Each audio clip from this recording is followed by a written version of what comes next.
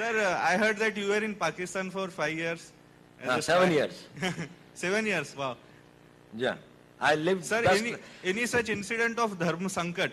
Like you had to make some decision, either this or that. मैं आपको एक छोटी सी घटना सुनाता हूँ, ये इसलिए क्योंकि किसी ने अखबार में छापी थी कुछ साल पहले। ऐसा हुआ कि वहां पर एक लाहौर के अंदर में एक बड़ी भारी वो है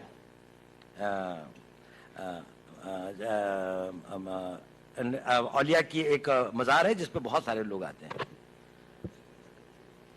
तो नेचुरली मैं क्योंकि एक मुस्लिम उसमें रहता था और उसके साथ में रहता था, तो मैं वहां से गुजर रहा था और मैं उस औलिया के उसमें आया और मस्जिद से वापस आया और एक उसमें मिला। तो एक आदमी एक कोने पे बैठा हुआ था, बड़ी आकर्षक उसका व्यक्तित्व था, बड़ी सफेद लंबी दाढ़ी थी। उसने मुझे बुलाया,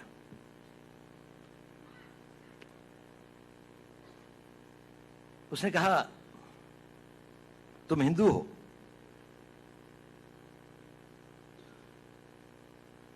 मैंने कहा नहीं।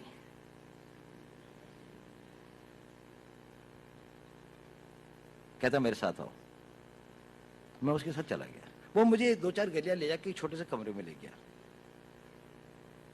उसने दरवाजा बंद कर दिया। उसने कहा देखो तुम हिंदू हो। मैंने कहा आप क्यों कहते हैं ये? उसने कहा देखिए आपके कान छिदे हुए हैं।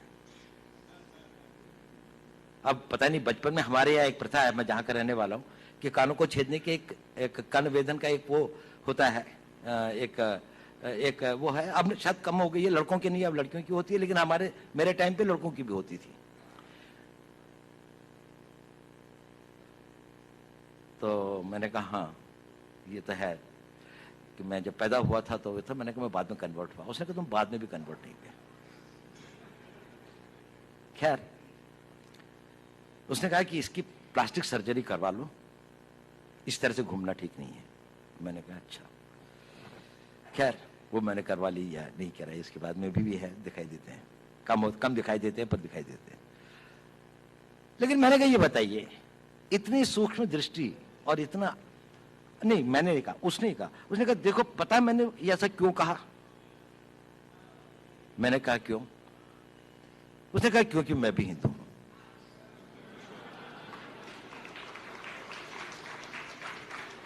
और उसने कहा कि देखो मेरा सारा परिवार इन लोगों ने मार दिया था, मैं यहां पर किसी तरह से अपने दिन काट रहा हूं।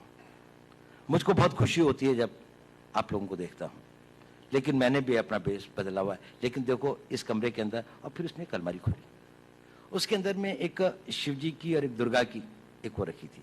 उसने कहा देखो मैं इनकी पूजा करता हूँ, लेकिन बाहर जाकर मस्जिद के अंदर में सब लोग मेरे को यहाँ का एक रिस्पेक्टेड